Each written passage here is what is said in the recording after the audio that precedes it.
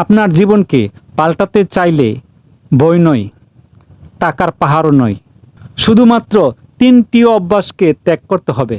কোনো কাজেই আপনি সফল হতে পারছেন না, ব্যর্থ হচ্ছেন, তার মূলে হলো এই 3টি অভ্যাস। নেতিবাচক মানুষদের সাথে সময় কাটানো, যে মানুষগুলো আপনাকে বলে তুমি এটা পারবে না, এটা তোমার দ্বারা অসম্ভব, এভাবে নানান কথা বলে আপনাকে ডিসকারেজ করে, সেই সমস্ত মানুষদের কথা শুনে আপনি দমে যান, আপনার উদ্যম বিনষ্ট হয়ে যায়, কোনো কাজই আপনি করতে পারেন না।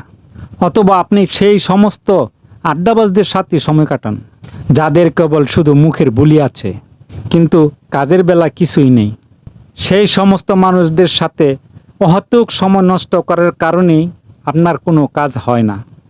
অথচ আপনি যদি তাদের কাছ থেকে দূরে সরে চলে যান, আপনার কর্মশক্তি দ্বিগুণ হয়ে যাবে।